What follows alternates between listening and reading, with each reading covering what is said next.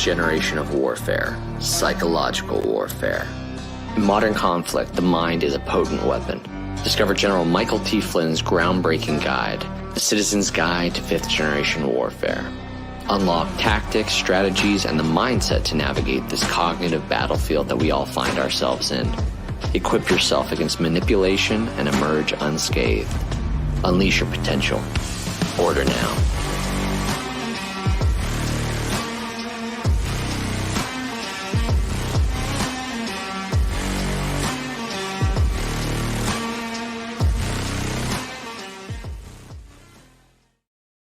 I know you guys are smiling because we got a huge show and a big guest for us. I know you guys are excited every time we bring her up on Spaces. And now we have her as a returning guest here on the Alpha Warrior Show. Who am I talking about? KERRY CASSIDY, y'all. Camelot. We're going to cover some stuff that I think is important. We're going to cover some things that she thinks that's important. And ultimately, what are we trying to do? We're trying to move the needle on this global consciousness, this global ascension for everybody, so that everybody is moving towards the goal of saving this world, not just our country, but this world, because it's a lot bigger than any country and any borders. But before we do that, let me get to two quick sponsors, you guys. And with that, first on deck is Goldco, alphalikesgold.com. Be prepared. It's easy. It's fast. The rich are buying gold. This is my partners. I'm the Marine. I chew crayons. But with that, I also got common sense. And I know that Biden, the current regime that's going on, I'm not very confident in the direction they're moving our economy. We see a bunch of moves taking place. There's a lot of concern around what's the true value of the US dollar. I'm not even going to speculate to know what's going on. But I do know that the current state of our country's economy is in bad shape. So arm yourself with information. Go to alphalikesgold.com. Talk to my partners. They're the experts. And at the very least, have the information so that you don't get caught slipping and unprepared. And then our last commercial, until we get to the end of this show, America's favorite mustache, Mr. Mike Lindell. And I'll be back in 60 seconds with my guest. When I started MyPillow, it was just a problem solution, one product company. Well, since then, with the help of my dedicated employees, we now have hundreds of products, some you might not even know about. To get the word out, we're having a $25 extravaganza. 2-pack multi-use MyPillows, $25. MyPillow sandals, $25. And for the first time ever, our 6-pack towel sets, you guessed it, just $25. Our brand new 4-pack dish towels, $25. And I've never done this before. Premium MyPillows with all new Giza fabric, any size, any loft level, even king size for only $25. And there's so much more. So go to MyPillow.com or call the number on your screen. Use your promo code for our $25 extravaganza. Order $75 and over. Your entire order ships absolutely free. Mike's always so excited and smiling considering what he's being put through in this world. Are you guys ready? KERRY CASSIDY, Project Camelot, investigative journalist, documentary filmmaker, producer, whistleblower from above top secret, and over 1,500 interviews. Ladies and gentlemen, KERRY CASSIDY, how are you doing, ma'am? I'm good. How are you? I'm good. I mean, considering what's going on in the world and in the universe, I guess I'm doing about as good as could be expected right now. So, all right. Fair enough. One of the things that I wanted to cover, KERRY, is there's so many people that I've come across on Twitter, or X, formerly known as Twitter, who just absolutely love your work. And they're just like, we need more of her. And they're even finding videos from years ago that you did. And the thing I keep hearing is, man, it's so relevant to right now. It's so relevant right now. Yeah, that's true. Let me start off with what in the world is going on right now, and how come you've known about it for so long? Well, I've been doing this for now 19 years, going on 20, I believe. And well, what can I tell you? I picked up a consumer grade camcorder all those years ago and started interviewing people. And I had no idea, what was going to happen or where things were going to go. But I was very, I was a disillusioned person who worked in Hollywood, wanted to produce my own sci-fi movies, but I had reached a glass ceiling. I wasn't in the old boys network, and I couldn't seem to get into the old boys network. But I grew up in Northern California, where I was more of grew up with this idea of being a rebel. And actually, see behind me is my Rebel Gene book. So I named it Rebel Gene. But so I was always acting out in school and talking back to teachers and stuff when I was young. And sort of hasn't changed. My personality has actually stayed remarkably the same since I was a kid. So I always wanted to know about mysteries. I wanted to know about everything that was hidden. And, so that's what I started investigating. Then I got a partner, Bill Ryan. I interviewed him. He was representing the serpo.org project. You might know about it. And he was a webmaster for them. He didn't really have anything to do with the intel or anything, but he agreed to aggregate information into a website. So he did that. But I met him when I interviewed him at Laughlin at a UFO conference, and we hit it off. We went to dinner after the interview. I interviewed him with just this little consumer grade camcorder, and we decided to keep in touch. And then eventually I went to England. He showed me around Tintagel in England, where I had past life recall of the time of Arthur. And that's all in my book, so you can read more about it there. But so this is where I, kind of started. And eventually Bill and I only really got along for about 2.5 years. And then we had a lot of interference from his girlfriend and certain other people that didn't want us to succeed, or whatever you want to call it. And so the deep state, of course, trying to split us up. And basically we just dissolved our partnership, and he went his way, I went mine. He went on Project Avalon, and I kept Project Camelot, which I had already started. So that's kind of the short story. And then I've been doing this now for, as I say, close to 20 years. I interview whistleblowers mainly from above top secret. That was where we had decided in the early days to concentrate our efforts. But I ended up interviewing, abductees and people from all walks of life. And that includes, military whistleblowers, people who are and were intelligence agents, engineers, scientists from all different areas, and especially concentrating on conspiracies. So that's where we are. And you asked me how I started, so I guess that's a good enough answer. That's a fantastic answer. Now, the interesting thing about this particular show is, we're recording over the weekend, and this is going to air in a few days. But something very significant is going to happen between the time we're done with this recording and the time that the people get to watch it. And that's Monday, April the 8th, with this, solar eclipse or total eclipse that everybody's talking about. And so the reason it's interesting is I'm kind of curious to your thoughts about it. And if everything goes well, we'll still have electricity and people still have internet, so we can watch this show afterwards. But considering that when people see this, this event will already have happened. I'm not too interested in like predictions, unless you know something that I don't know. I'm all about it. But why do you think you see the government, multiple states declaring states of emergency? NASA launching these rockets, CERN powering up. Is this a thing? I'm new to this. I've only been doing this a few years, but one thing that I've come to understand is very real is the power of manifestation. And I feel like if you get everybody really happy or get everybody really scared, that's like a global frequency that you can affect. I mean, has your study never covered any of that stuff? And how do you think it all relates to what's going on with this, total eclipse? Well, I mean, the bottom line is that we're all going through a kind of a ascension pathway, if you will, and some people are going back the other way, and some people are continuing along.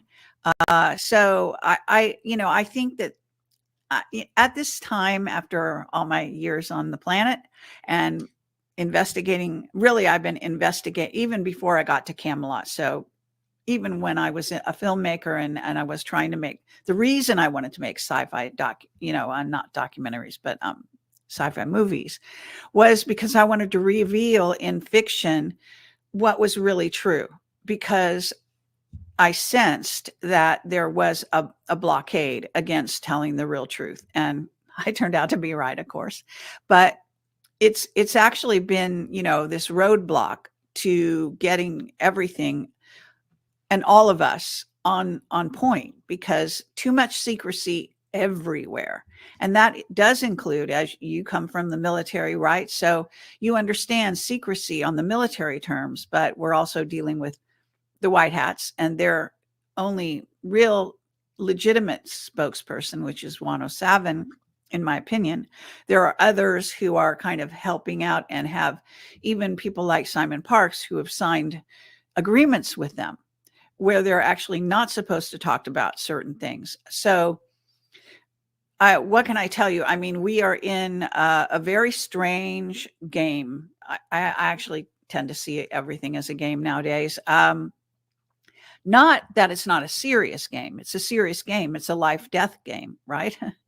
But the reality of it is that decisions you make can be strategized. And of course, we have now the advent of, or at least the consciousness about AI. So everything we're doing is being surveilled so completely. And Camelot was like, we were ahead of the curve in so many ways. And we really led the pack on YouTube. I was a YouTube director right from the get-go. I wrote them a letter saying I was studying directing in Hollywood. Would they let me be a YouTube director? And I got letters of recommendation. And so I became a YouTube director and creator. And that was like, I don't know, because we were in operation about that time. I already had the account actually before Camelot. So you're talking 19 years of being on YouTube/Google. And then overnight, in 2021, they deleted my entire channel, which had 70 million viewers worldwide and about 340,000 subscribers. And that's after being hit constantly, having takes, stuff down, having censorship that was growing. But it was relatively benign when it came to anything about ETs back in those days, because they figured that there was the giggle factor and you would discredit yourself by talking about ETs. And that held for many, many years, even recently, up until, well, now Grush has gone in talked about the UAPs, UFOs in, the congressional committee meeting. So it's kind of, now it's okay. It's actually a subject that you can have a worthwhile discussion about. But back in the day when we were doing this, we were actually considered, in some cases crazy, In fact, there's still people out there that think I'm completely crazy. I know that. But more and more, I'm getting more cred, more credit, because we were early to this stage, very early. And we had enemies like people, I'm not going to name no names, but people that tried to take us down big time. So getting back to the story, I can say that, this is just ongoing. It's an ongoing escalating. It's kind of like boiling the frog in the pan, so to speak. I think that we can all see that we're in some kind of an escalating game where the stakes are getting higher and higher. But consciousness is also rising along with those stakes. And the dark side's reaction to that is to try to, put the lid on us more and more. So they're trying to keep us down more and more. And now that I think that we're basically in Groundhog Day and we've reverted back to World War II. So all the same things that are going on in World War II are happening now, with some, variations on the theme. But for example, the child trafficking and the torture of children and humans, human trafficking, is worse than it's ever been on planet Earth. So arguably that's harks back to the Nazis. And experimentation on humans, same thing. That's escalated. Now that's like 100%. Whereas before we used to talk about MK Ultra, and that was supposed to be a very select, slice of the population getting exposed to that. Well, now it's every day, and it's in the ads on television. It's all over the internet. So the mind control, the desire of the Catholic Church and the various religions to mind control the masses into certain sensibility is just insane, basically. And I come across this even in our what we call the MAGA movement, where you think these people are on the same page as you, but then you find out that they're actually blinded, call it blinded by the light or something. They're just so out of their minds. Sorry to say, in my opinion. They could be well intentioned. It's a very well known principle from the dark side that what we call white lighters, I call them white lighters, they can easily be misled to do dark things because they don't realize what they're doing. They're not schooled in the mystery schools, if you will, becoming a magician and understanding what you need to do to protect yourself, let's say when you're meditating or when you're doing whatever you're doing. So this, as I say, the stakes are rising. We are rising. We have some help coming from the Galactic Center.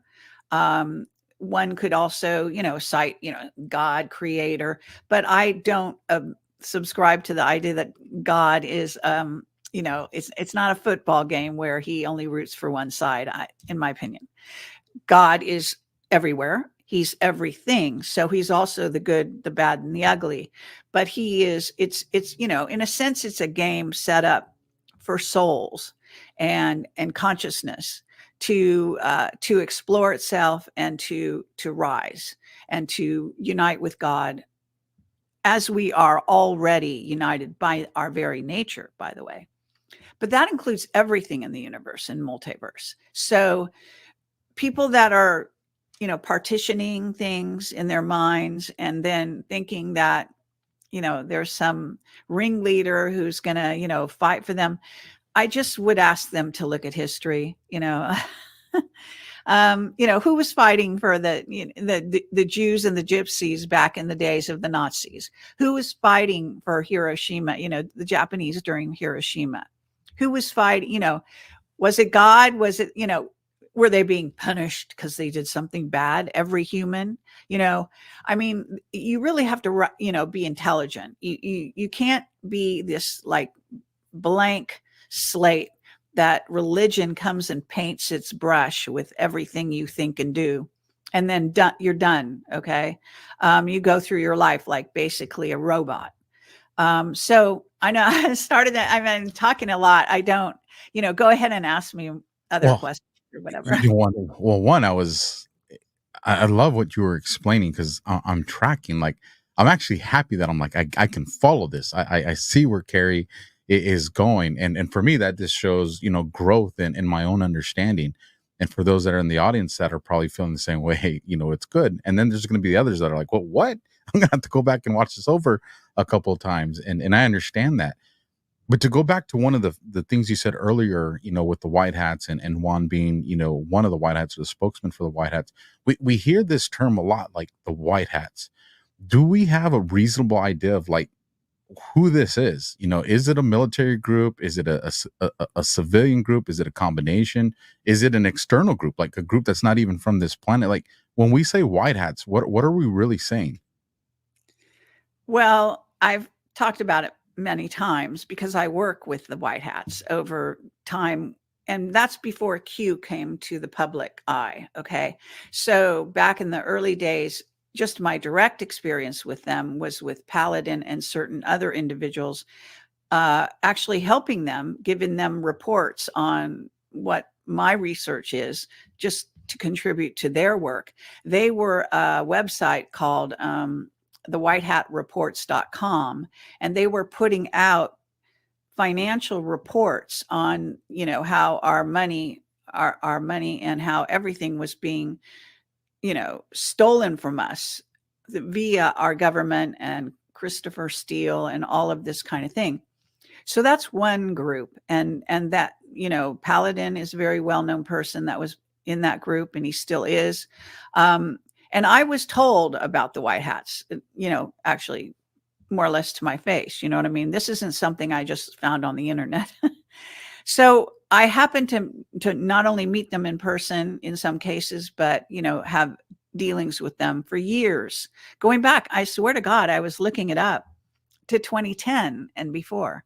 So when they came to the fore in a much more public way, I was not surprised, and I was not naive about what they were about.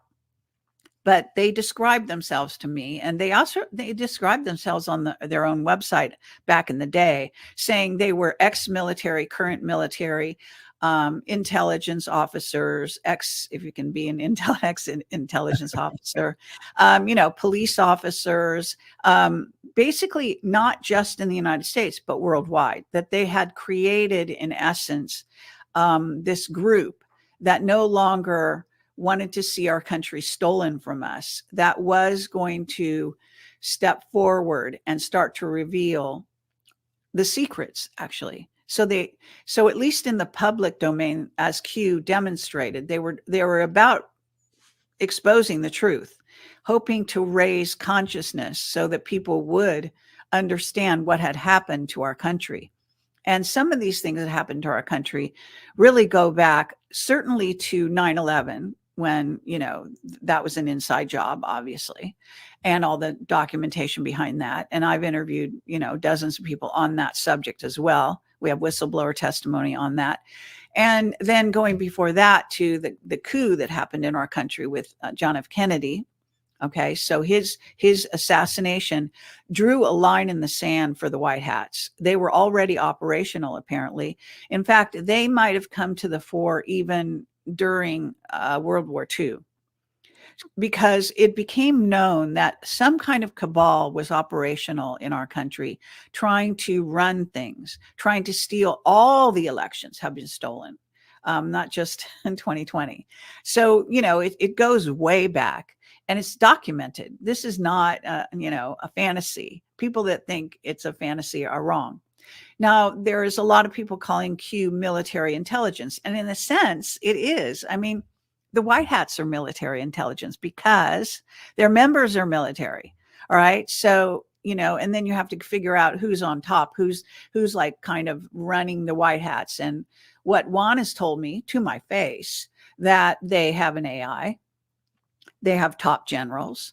They have, what you might call remote viewers, psychic people like me, because I tried to join them, and so on and so forth. So this has become like an incredible outreach to change our society and our country, and then the world, as one often says, to save us from this totalitarian, what has now reverted basically to Nazi Germany. They're experimenting on us just the same way they did back then. Like I said, the torturing of children and humans. This is what I call the adrenochrome highway. And then Hollywood feeding on this. Some people getting hooked on this because it's an addictive drug. And if you stop taking it, you grow old instantly. Like, it's horrific. And so I was just talking to somebody who is a Marine, who's a very well informed Marine, and he just told me that actually that adrenochrome highway is much, much worse than even I could imagine. And that kind of blows my mind, because I have a huge amount, not only do I have a good imagination, but I worked in Hollywood for 20 years.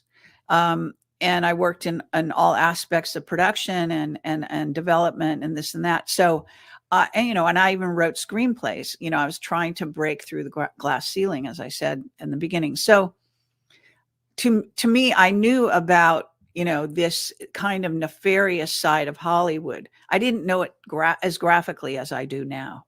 Right. But it's, because it gradually got revealed. And so there's a guy named Donald. What's his name? Donald. oh God, I forget. But anyway, there's a whistleblower out there. He wouldn't talk to me, but he, Donald Marshall, I guess his name, he has a website, and he went into a lot of pretty graphic detail about cloning and the cloning centers, and which are real. I mean, there's so much to the story, and it has grown so much, but this is what's going on. All right. It's So it's wild to hear, because I an interview I did about 2 years ago with a gentleman named Dave Von Kleiss, and he was doing a lot of research into 9/11.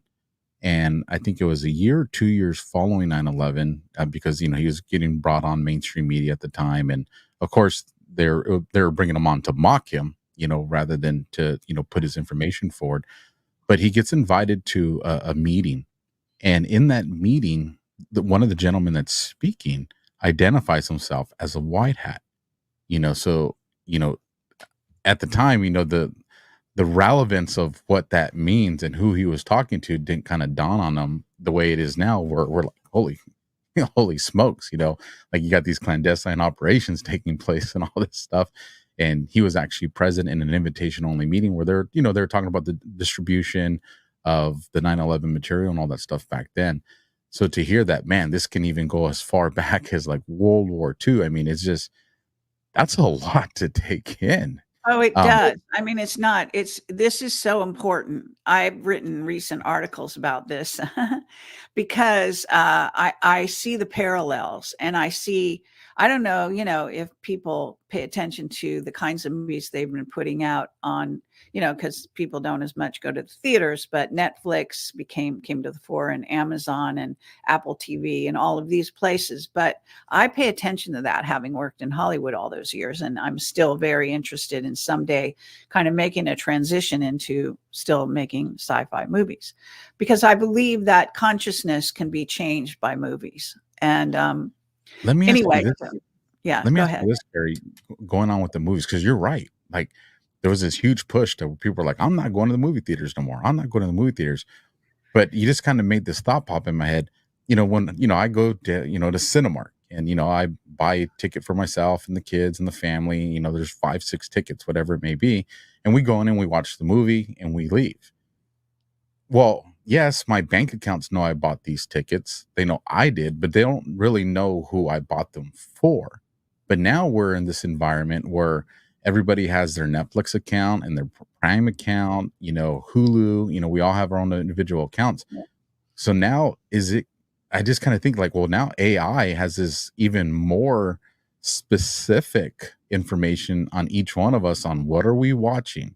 What kind of movies do we return to? What kind of movies do we watch over and over? It almost seems like we're feeding into the algorithm of exactly what they need to develop in order to keep propagandizing us or use predictive programming. Or am I kind of getting a little too worried and paranoid there? Well, I mean, that's going on, no doubt. But from my point of view, I worked in Hollywood on purpose. I wanted to enter that milieu to get into learning, who was making these blockbuster movies. How do you do that?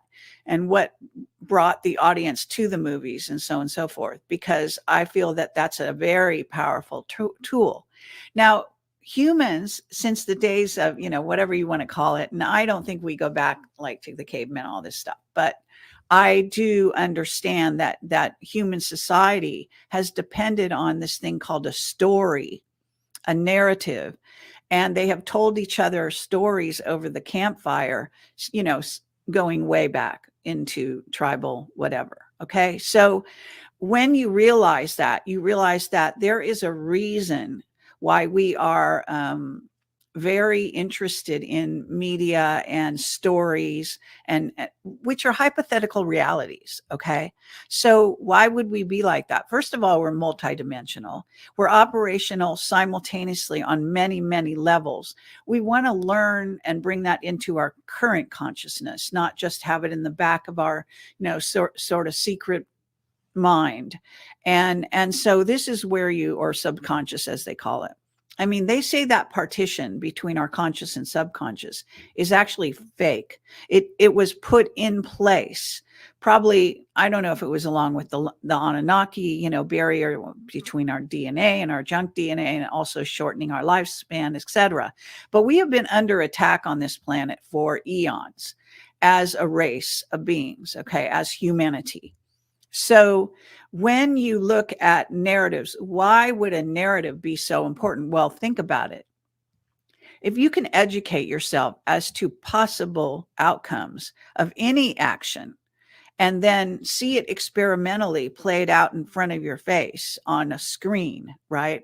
Where you have a person who you identify as you, kind of like a, you know, hero or heroine. The bottom line is that you can go through these trajectories and then pick the best outcome and the best strategy for yourself in life.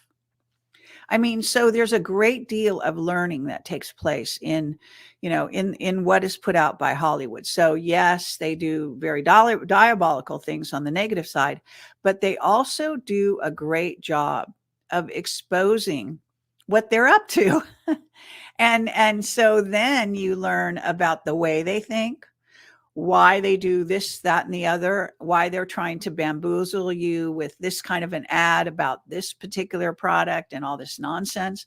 I mean, this is what we're doing. We are our creators by nature. Everything we do is creative. So what you want to do and what a soul wants to do is see it in front of them in pictures. We consume media. It's all about playing out not only our fantasies, but our possible realities that we want to practice in hypothetically without, getting injured to ourselves at that exact moment. Right. So it teaches you how to be a hero of your own life, in my opinion.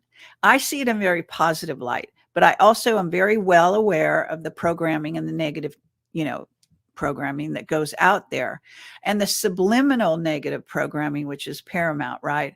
Which is the symbolism, like we see a lot of rock musicians or music people, pop as well, like certain people using this symbolism on their stage performances, and then those get made into videos and so on and so forth. So they're also, in a sense, recruiting you, but the light is also recruiting you. So it's really pick your poison. If you want to have that kind of dark side experience, you're a soul here to experience. You can do that. Okay. And this is one of the main things to understand, is that all the souls here, both on the dark and the light, are here to experience. That's, like, if anything, you could say the first thing. The other first thing is that they're here to ascend, in essence. So what's the outcome of the game? What's the name of the game? The name of the game is enlightenment. You're here to become enlightened. What does that mean? It means enlightened. Okay, so you need to learn everything there is to learn. You need to understand it. You need to understand it, for people that like that wording. You know what I'm saying? In other words, this is what we're talking about. Let's not pretend it's anything other than that. It's very annoying to me. I studied Eastern philosophy a great deal when I was young.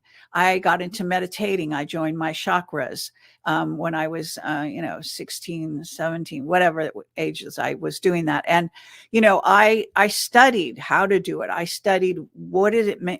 Siddhartha is a very famous book and personage. What was going on when they wanted to reach enlightenment? Because that is, if you're in a game, you got to know what the ultimate outcome is. What is the trajectory? Where are you going with this? And that's it. I mean, out of all my research, all my study, all my investigations, and I was very successful because I did it at a good age. It's difficult for people as they get older to jumpstart their physicality enough to do what I did. But I went into deep meditations every day. And at one point I just stopped going to work. I started doing it all day, every day.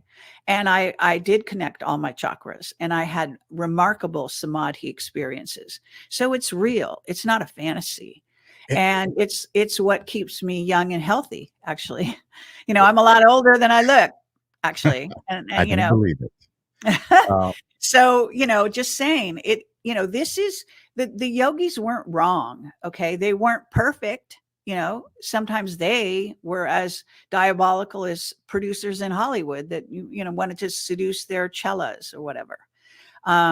If you know the language, but you know what I'm saying? So so once you know that, okay, let's fast forward to the 8th of April. It's just one more incident in a long, saga that we're all a part of. That saga is not going to end after April 8th. It may change. There may be some areas of the country or even the world that have where the dark side magicians have put in place opened some portals, for example, which is what CERN does, or shot these rockets into what Richard Allen Miller is now saying is the Van Allen belt, because there's a consciousness there and there's a reason to go straight through it. Maybe they're trying to create a portal through the Van Allen belt so that you can get out into just outer space more easily. I don't know. He doesn't even know. I mean, or if he does, he's not revealing it. Let me He ask you said a that question. much. Let me ask you a question on the Van Allen belt, because I heard this sometime in the last few days, but somebody was mentioning that the Van Allen belt is it's looked at as like a living organism. Have you ever heard anything like that? Well, yeah, that's what Richard Allen Miller is saying. I mean, Okay, in theory, okay. they must have seen my video, but let me clarify this, because even one of my witnesses, Cameron Faley, talked about consciousness of planets and ETs. People that have been abducted have often reported that the ETs refer to the planets as consciousnesses. And for example, they'll say things like, "We are not going to have this meeting take place if Saturn can't be there." It's just like amazing stuff. So, but I understand, because when I was young, I stumbled on some occult literature, and I started reading it and was very fascinated, and basically came to realize that they had an agenda. And I wanted to understand darkness. I wanted to understand, I guess you might say, evil, the nature of evil. And yet I didn't want to become a dark witch or anything like that. But I wanted to understand what it was that they were doing, especially related to Nazi Germany, because when I was very young when I first learned about that, we had films in school or whatever. And I came home because this happened around Christmas, and I decided I wasn't going to celebrate Christmas that year, because I was so horrified at what I saw. When you're a kid and you first hear about this and see these graphic images of these horrific, killing of people, right? And piles of bodies and all that stuff. It's you can't understand how that can be, if you just, where does that fit? Nobody's parents says, "Oh, by the way, sit down. I'm going to tell you what they actually do to, people." I mean, so of course, most people's awareness around this may be gradual, but for some reason, whatever reason, I was, under the age of 12, and I was just, completely, shocked me, shattered my world. So from then on, I decided I was going to understand what it was. How could such a thing ever happen on the planet? How could humans be so inhuman to each other? And I didn't know where I was headed at that point, but I can see now when I look back, it makes perfect sense, and not only that, but humans, our genome has been interfered with. We have been genetically manipulated, not just now with COVID, but going back centuries and centuries. So we are actually what is called a hybrid race. That means we're not just one thing, and we are certainly not what people like to say is pure. Okay, that's insane. It's Nazi thinking. But the fact of the matter is that, again, our genome, and because as it happens, female women, women of our race are very easy to use as incubators for any kind of birthing kind of thing. So it kind of starts there to some degree with where they can actually use a woman to give birth to something non-human or whatever, or a mixture, a racial mixture, and then you get into the Nephilim and all of that kind of thing. So right.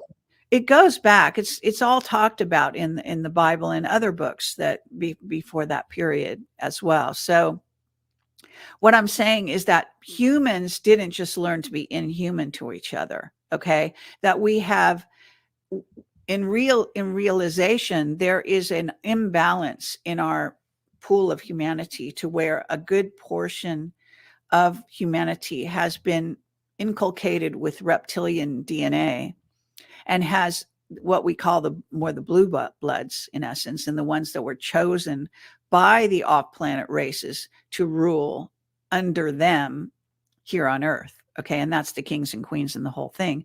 So when you look at that, you see that these beings were taught by off-planet races that actually use us as food and for sex and actually sell us as slaves out in the solar systems. So all of this came to me via whistleblower testimony over the years. And so I have a huge amount of stuff along these lines.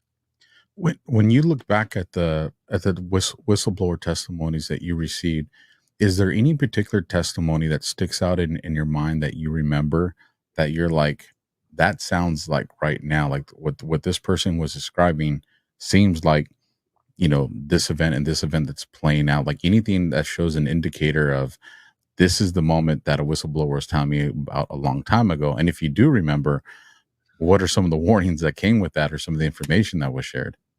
Well, yes.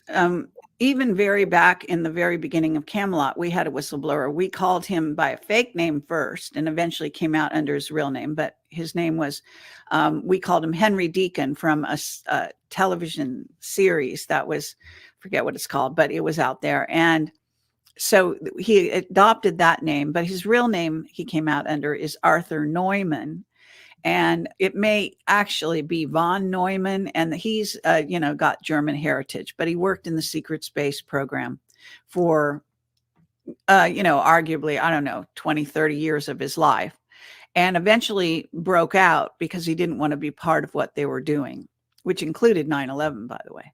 So he knew in advance what their plans were, and he was part of it. He was supposed to help carry out some of these things. And so he told us when he first contacted us, and it's all documented on my website, by the way, that in essence, what was going to come in the future. He told us about the financial crash. He said all these things that we're experiencing right now, and this is 20 years ago, he told us they're going to happen all at once. The plan is for them to happen all at once. And he told us about the Iron Mountain Report, for example. You might have heard of that. He was given that as a young soldier, involved in the secret space program. And he was told to read it. And basically it tells you that, they are the sheep and we are the wolves is one of the lines in there. And they, you're taught to take on this persona and this understanding that you are the aggressor, and that they have names for humans. They call them, useless eaters, weird names, right? Derogatory names. Of course, the Illuminati are famous for this, right? So that's what we were told. We were told almost everything that's happened, we were told about. We were told there's going to be, and some of them haven't happened yet, but they almost are about to happen. For example, war with China. And that war with China would be orchestrated, that both sides would plan it, that they would do it and be involved in it. And that after that would come the war with the aliens, the off-planet races, that we would have an invasion scenario. That, there's so many things that he told us that are already happening or about to happen. He was very, very accurate. So he was pretty read in, I guess you might say, in this secret military. I mean, war with China and then aliens. I mean, that seems like it's right around the corner when you look at the different things that are happening around the world, especially with Taiwan. It just seems wild to me, Kerry. Let me ask you this. When we look at what's going on, I mean, we look at it in such a small scale. We're Americans. We look at the United States. We look at what's going on with the United States. Are we looking at things in way too small of a picture to where we need to zoom out to where, like, this isn't the United Yes. States? Like, so then take over right there. How should we be looking at this? Well, let me say this. So I'm not sure why I have an echo, but anyway, I can turn my sound down if I'm too loud or something. Anyway, but so 107, I've had many dealings with him, both on the phone, on texting, and meeting him in person a few times. Okay. And so one of the things he has basically told me to my face more than once is, don't bring up the alien card. Don't talk about the alien thing. And that's because the white hats don't want people's minds. They, see, unfortunately, I think they actually have a low opinion of humanity to some degree. Okay. They still come from the school of life that has been ruled by the Illuminati. And they were brought up in Illuminati families, of course, Trump and John F. Kennedy Jr. And so they were taught these things, these Illuminati perceptions of humanity. So, and I think they're out of date. So I think that Juan, and I've said this to him, I rant at him on text. For some reason, he never deleted me. I don't know why, or if he did, I don't know it. I mean, probably the NSA just reads my stuff. He never does anymore, but I'm just telling you, I still do it because, it's an outlet for me. If I think I can, maybe he'll see it, then I'll give it a shot because I don't have any way to communicate with him. Right. Because he cut me off. He was communicating with me about a year, and then he met me in person, communicated directly certain things a year later. And, so it kind of went like that. And then basically told me to my face that he was afraid that I would have some special power to make him violate his security oath. Therefore, he couldn't talk to me and he couldn't allow me to join them, and so on and so forth. So this is where we're at. So the reason I bring this up is because the white hats are worried that humanity, if they start to widen the playing field, actually, that they will lose the focus on vote for Trump, which, come on, like we can remember who to vote for and still keep a few other ideas in our head. So I object to that, approach, but nonetheless. So what I'm saying is what people do need to do. And this is of paramount importance. This is not just, he prefers this and I prefer that.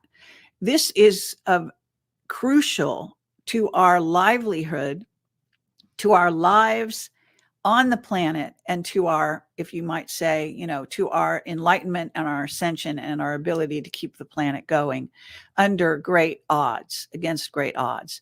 So if you limit the horizon and you think, okay, well, Trump gets into office again, and maybe they'll start expanding the horizon. I'm trying to get to the whole time that I'm talking about Juan and the white hats and everything. You might have noticed this. I'm still bringing in the alien thing. I'm not obeying his orders. And consequently, he's actually, he went on Mel Carmen's show and says, Kerry's going in the wrong direction, or whatever he said about me. But the fact of the matter is that I believe firmly that the white hats don't have everything right. That even all the generals and all the AI and all the other remote viewers and psychics and whatever, all those people are not necessarily always right.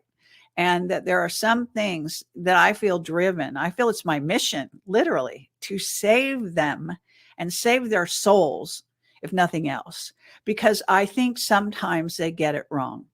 And why do they get it wrong? Again, it's maybe they come from an old teaching that is embedded in them, in a programming. We all had to go through a deprogramming.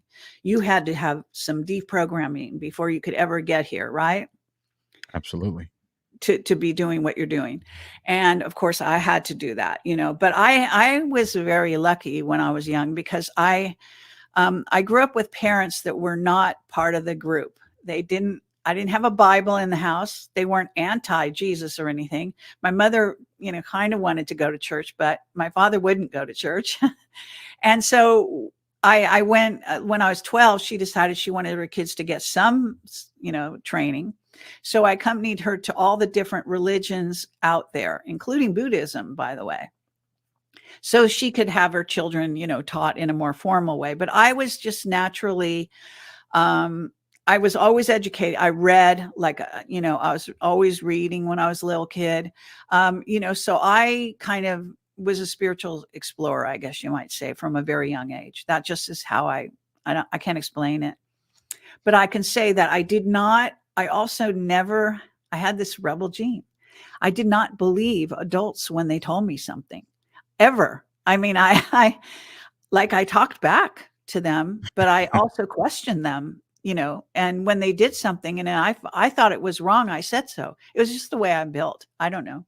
I came in with this. This is my, past life training that stayed with me, but whatever, so what I'm saying here is that, widen the playing field, bring everything in, understand that this is a much bigger picture than you're being taught, even especially by the media. I mean, they want you to have tunnel vision as well. They want you to just focus, on certain things, and they give you stars to idolize, and they tell you, this is wrong with you, and you start out as a sinner, and you're a sinner every day since then, and God knows what. I mean, with this kind of, stuff on your head since you were a little kid, you got to break through. You've got to get past that before you're going to be able to teach others, for example, find your own way through the maze, etc. So I always believed since I was a kid that,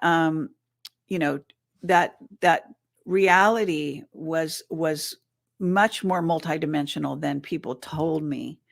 I could see ghosts. I could see, when someone was lying to me. I was very good intuitive. I could guess the answer, type of thing, right? Right. So I'm sure there's tons of people out there like me, because humans, even Cliff High, who has his web bot, it's based on the whole premise that humans are precogs. You do know that, right? Nobody talks about it in those terms, but it's not, he's not some genius. It's humanity that's the genius. Okay. We are the ones that see our future. A lot of us don't admit it to themselves, but some do. And this is where MIT came up with all the dreams that people had of the future having to do with 9/11. And it's been proven over and over again now. So, and you can see, why would you create a race of beings who have lots of enemies, both on planet and off planet, and not give them the tools by which to fight those enemies, okay, and survive? Otherwise, they're going to be dead in a second. And what's the good of that, right? No, 100%. And I definitely agree with the idea of, especially when it comes to dreams, like people just don't realize the power that's there and the revelation of information that's there. But something else that you said, and I know we got to wrap it up here, but one of the things that you said is you can't just isolate yourself to thinking, oh, it's just about the presidency, or it's just about this.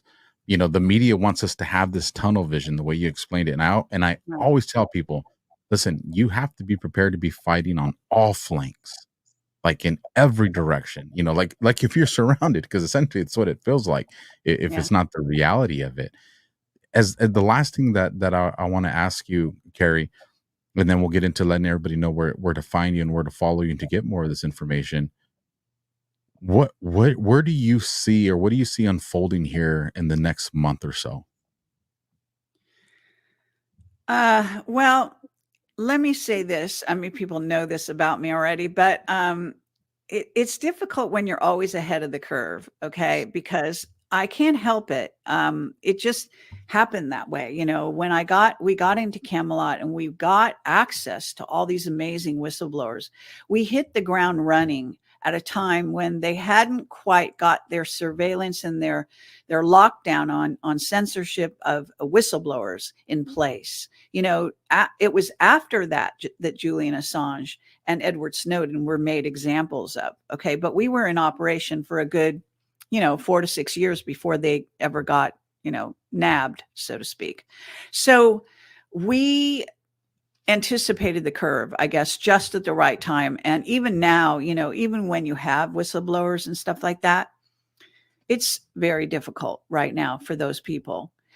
Even when they mean well and they want to come forward and this and that, it's difficult for them because they're going to be surveilled to the nth degree. Their families, the nature of their mental state, you name it. Okay. And they will be, impacted with, radiation and targeted stuff and all kinds of stuff, which I get. I mean, and other people like me get. Anybody who's very close to the truth gets, when you're over the target, you get flack. So there's that. Okay. It's an atmosphere that we're operating in. So you're saying what's going to be in the future? More of the same. I mean, in other words, and sadly, both sides are embracing the surveillance society aspect of it. Now, arguably, the MAGA side might be more predisposed to give us less censorship, to allow us freedom of speech more. Okay. I figure more to a degree of these freedoms, okay, are built into the MAGA platform, the white hat platform. They're good guys. They're good-hearted guys. They wanted to bring a better reality to us, okay, and to help us get there, right? And they can't do it alone. They need us, actually. And they may need us a lot more than they realize, even, I would say. So the bottom line is that, this is what the future holds. Yes, they're going to open portals. Okay. There's no two ways about it. They've actually, and one of the things about the dark side, which happened about 2010, is they started to take the gloves off and be less of a secret society and more in your face with all the things they want to do to you, and which is horrible. I guess they realized that they didn't have to hide anymore. They could just tell you to your face and you still couldn't stop them. So they just did it, and they still do. That's why they tell you in movies exactly what they're going to do to you. I mean, you can watch any number of movies out there, So what can I say? So this is it's all on the table right now, and it's going to continue to be on the table. And personally, I don't see, the 8th as being a gigantic thing. I do see it as an opportunity for these, the nefarious side and also the good side, if they want to do it, is to, because let me just say this about this situation. I had David Sereda on my show. And if you haven't seen my show with David Sereda, he's an expert at aerospace and has, is actually, a brilliant sort of whiz kid in that area of science and space. But he is talking about some additional planet, a hidden planet that is also going to be occulting in between the sun and Earth. So he actually thinks that it's not just the moon coming between the sun and the Earth and the sun. It's also this hidden planet. And he's got a very good argument for this. Now, if he's wrong, he's wrong. But he, if you watch that, you might be persuaded. I mean, he's amazing in his documentation and his understanding of gematria and numerology and all of it. But the point is that what we're looking at is an occulting. So if you understand the dark side, the way they look at the world and how they operate and how they create their operations and how they create their attacks on humanity and make plans to further enslave us, be dark as they can, then an occulting is a perfect opportunity, because the light of the sun is always considered to be, not only is it trying to be occulted by the chemtrails that we have over our heads all the time, but they know that it actually links to our brains and makes us smarter. So the more sun interaction you have, the more access you have to higher wisdom, let's say. And so they know about these principles. And so they know that this darkness, this occulting, is a perfect time. And I think it was Josh Reed on this other show with Nino, that you were on that show, in fact. He said, that when the sun is occulted is when they let things in. When the moon is occulted is when they let things out. So when I say things, it could be, AI, it could be, entities, it could be, dark side, you could call it demons or angels or whatever it is. In other words, it's very likely that you will not see the effects of what they do, what dark acts they have done on April 8th. It will happen after that. It will manifest after that. So they're going to do their ceremonies. They're going to go crazy with this shit, right? I mean, it's just so obvious. Now, I think the dark side or the light side is like the white hats have to be preparing to some degree. They can't just sit there, and some people think that they've taken control of CERN. I personally doubt it, seriously, but that's just me. I think there's evidence to the contrary, so to speak, and the white, I said this on a show very recently, the white hats, they're not in charge of the world yet. Witness all the children still being tortured right this second as we speak. All the dark things that are happening, okay? All the attacks, on planet Earth, okay? I do not believe the white hats want to take responsibility for all the dark side deeds that are happening right this minute. And I also say, it's a very fine line between culpability, responsibility, and knowing something's going to happen and doing nothing about it. So they have had to tread that line constantly. And, there is lots of information I put out constantly. I'm trying to give a heads up on any particular incident that happens. I delve deep into, investigating all the different theories and things people say and so on and so forth, like the bridge incident, which definitely appears to have been a white hat operation. Hello. People don't realize, a lot of them. And that the real police chief is one of the main people who's disclosing a lot of white hat operations behind the scenes. You have to pay $5 to get into his website, but it's the former police chief of Colorado. He's a rabid Trump supporter and arguably has some very good white hat sources that feed him information. I think he can be misled. I don't think he knows everything, but I think it's very worthwhile if you want to know about the executions of who's being executed, who's being, substituted as a clone. He's got, an excellent list there, pay just to see the list. Educate yourself. Hello, so this is what we're talking about. Okay. Well, I'll tell you what. First of all, you said something, and I 100% agree with you. And I can imagine the pushback you get, because I get pushback too when I say, listen, the white hats are not in full control. And then people get angry when I say that. But I tell them, tell that to the mom and dad who are still looking for their kid. Yeah. Tell that to the kid right now, that's being subjected to sexual abuse and prostitution through human trafficking. Right. If you're going to tell me that the white hats are in full control, well, then the onus is on them, if that's what you're saying. And I don't think they would be okay with that.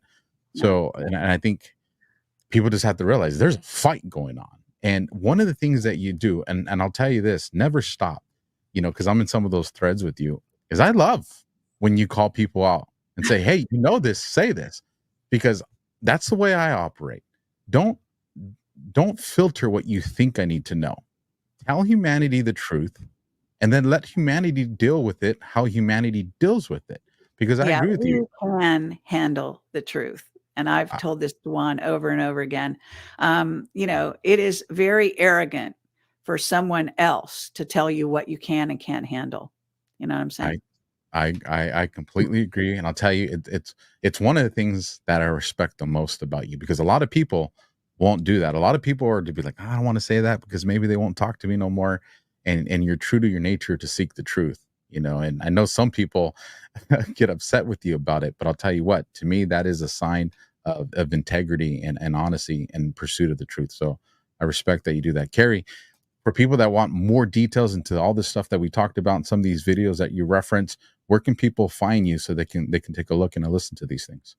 Okay, so I have a Telegram channel that's got about 94,000 people on it. So you subscribe over there. I post every single day to Telegram. And I also go on there and rant about stuff. So if you want to really get the inside on what I'm thinking and seeing and researching, I'm always posting on my Telegram. But I also have a website, projectcamelotportal.com. You can also get there if it's working, and this is trouble lately. I've been under so much attack. I don't know why they're attacking me so much lately, but it's also projectcamelot.tv and projectcamelot.org are supposed to go to the same place, but I have a new webmaster who I hired recently to help put us on a new template. They did. We've just been attacked nonstop. But anyway, and I have all my new shows go on Rumble. Okay. So if you miss a show, you didn't get to see it live, it's on Rumble. The next place it goes also is I have this old YouTube remnant. It's quite small number of videos, some 50 or less. But I'm now starting to use it more and more because they seem to be allowing me. Now, one day they could, decide to delete the whole damn thing. But at the moment, it's useful, because YouTube does reach a lot of people. So you can go there for a lot of the latest shows. I've started a Substack. So it's KERRY CASSIDY at substack.com or whatever the hell it is. Very easy to just put my name in and see articles I'm writing, and also investigations I'm doing, and videos are there as well. So, and then I also have BitChute going back, I don't know, 19 years or whatever the hell it is, with hundreds of videos. And I've also got, because I would put things that banned on YouTube on BitChute back in the day. I don't use it anymore to post recent videos, but you'll get a lot of old videos there. And on Odyssey is odyssey.com. That has sucked up my real YouTube channel that they demolished by actually, I don't know, some weird thing that I signed up for an account there. I didn't do anything with it, but then they were there and they actually rescued a lot of my videos. So I have about 900, well, more than 900, probably more like 1,500 videos there. Those are all free. What do I say? So BitChute, Rumble, a little bit YouTube, and Odyssey.com. Those are platforms to find my stuff. I do 3 interviews a week, generally speaking. So every single week I'm doing new material. If you're not visiting my website, if you don't go to these channels of mine, you're not seeing what I'm doing. And especially go to Telegram, because I announce every time I publish anything. So, yeah. So I hope I'm remembering everything. You do. And if you forget anything, you can let me know. And for the audience, it's like, Alpha's going to make it easy for you. Go down in the description. You'll see all the links for Kerry. So all you got to do is click and save, click and save, click and save. So if you didn't write it down, don't panic. You can still find her. Kerry, it's, as always, been absolute honor to have a conversation with you. I look forward to the next one. Keep fighting, but get some rest. All right. Thank you so much. It was fun. It was. And for you guys, I didn't interrupt the show with commercials. So do me a solid, support the people that help support this channel. Spend 2 minutes, watch the people at the end of this channel, and go visit thealphawarriorshow.tv. There's a new virtual mall there with over 20 different stores. I think you guys will. There's something for everybody, even the ladies, makeup stuff. I ain't going to do it, but you probably will. God bless everybody, and I'll see you guys tomorrow night. Are you worried about the effects that higher inflation rates will have on your investments? Are you trying to secure your retirement savings against losses, but you notice that inflation is a hot topic these days? But how dangerous are low inflation rates on your retirement savings? An inflation rate of 2% may not seem like much, but it means that prices will just about quintuple over the lifetime of the average American. And 4% average inflation rate means that something that costs $1 when they're born will cost $23 when they die.